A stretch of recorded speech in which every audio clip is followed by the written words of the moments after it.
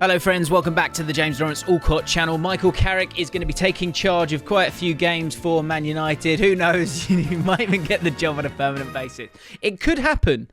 It has happened, and it's happened elsewhere as well. And that's what I want to dive into in this video. I want to talk about what Michael Carrick needs to do to change the mood and the environment, and most importantly, the results for Man United in the coming games that he will take charge of. Of course, it is temporary.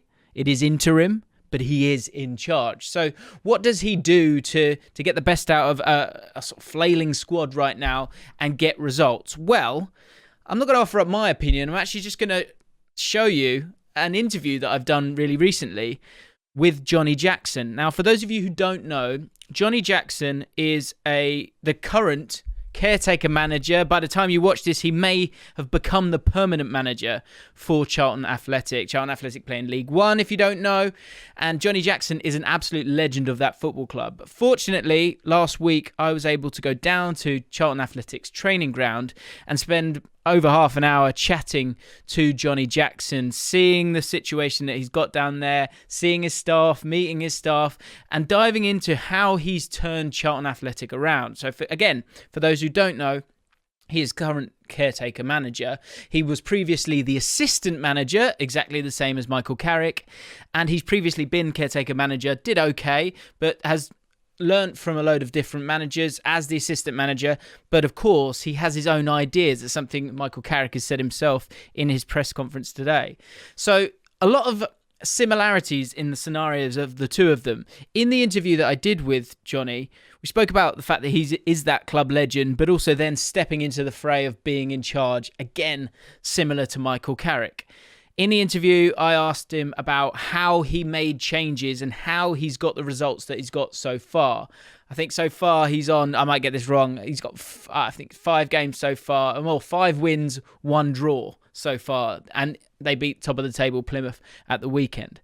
So what he then told me really sort of jumped into the front of my mind when Michael Carrick was given the job, because of course there are a few eyes looking at him thinking, okay, I liked you as a player, but after being burnt, I guess, somewhat, although it's 3 years down the line with Ole Gunnar Solskjaer, some Man United fans will be sceptical about Michael Carrick being the assistant manager, especially when he's Ole Gunnar Solskjaer's right-hand man. But of course, he does have his own ideas. And this interview, if you imagine this was Manchester United, this interview shows you exactly what needs to be done to reset the environment and start to re-engage and create confidence in the players that Carrick has right now. It really is. Watching it back, it's crazy. If you want to watch the whole interview, that is on the League of 72 channel right now. It's a cracking interview. Johnny Jackson's a really interesting guy, someone who's kind of come through the ranks, and he's a young manager who's hungry and excited to sort of deliver what he thinks and how he thinks football should be played, and he's getting results at the moment. The pressure's on Michael Carrick to get the same results, but he's got to come out with that positive energy, and he's got to do some of the things that are highlighted in this interview. So, without further ado, here is that interview. As I said, if you want to go and check out the full interview, just type into YouTube League of 72. If you enjoy the video, of course, hit the like button, subscribe to the channel if you're new, and I'll see you in the next one. We don't need to focus on Nigel Adkins, but in terms of the performances, what do you think was the problem? Because obviously the results weren't there. Yeah, it's a tough one. It's a tough one because I think we've got good players, and for whatever reason, I mean, it's more than one thing why we wasn't picking up results. But like you say, it's not been my focus to worry about what was going wrong. It's what do I see that these players are capable of? What can I bring them? What messages can I give? How can I set us up? So I've just tried to give clarity, clear messages, be very, very sort of firm with what I want, starting with that hard work, that endeavour, you know, playing for the shirt, because I think we've got good players down there. That bit was never in doubt, and you know, if you looked at our squad on paper and said, there's a list of players and that's where they are in the league, you know, you would be scratching your head. So I was keen to put that bit right, but it had to start from saying to them, look, no one's impressed so far, so you're all playing for this shirt. When you get it, don't give me an excuse to drop you, because someone else will come in, and you know, if you don't keep your place in the team, if you don't warrant it, you'll be out. Next one will be in, and if you're not pulling your weight. It's just sort of simple messages like that. Try to bring a bit more intensity to training.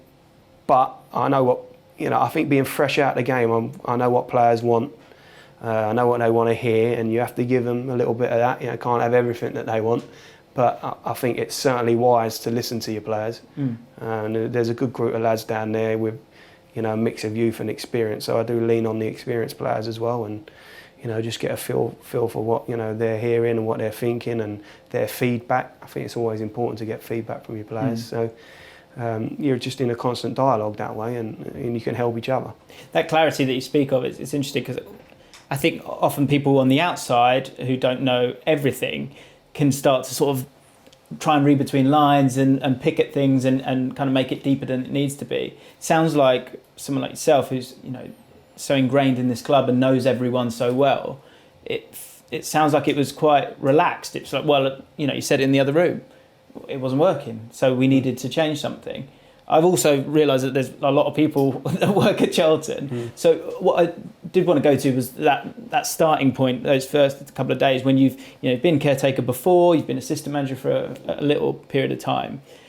Do you walk into the training ground and do you start with, okay, give myself half an hour and go, these are the little tweaks I want us to make? Or was it one where you went into the room with Glyn and Jason and said, okay guys, let's have a discussion about it? What was your starting point in terms of taking over this time around? Yeah, I was keen to sort of walk through the door and let it be known that there was someone new and it was a new voice with new ideas, because if a new manager from outside had walked into the training ground, that's what would have happened. You wanted that new energy? I wanted a new energy, yeah. So I was keen to. And we had a meeting, all of us, staff, players, everyone here at the training ground, and we said that a good man has lost his job, and we've all played a role in that. That's just the truth of the matter. That we was all here, we all played our role, big or small, and whatever we was doing wasn't working. So we all had to ask ourselves what we was going to do different. Because, like I said, what hadn't been working, we need to bring something different. So me as a coach or manager, I have to present something different to you players that you can get your teeth into. Jason as a coach, Glyn as a coach, what fresh ideas can you bring? What fresh impetus? And the players, what are you going to do differently? Because what you've been doing, you can't just blame on the manager and the coaches. It's a collective, isn't it? So what you've been doing is not good enough. So I'm gonna give you something new. What are you gonna give me? Was the message.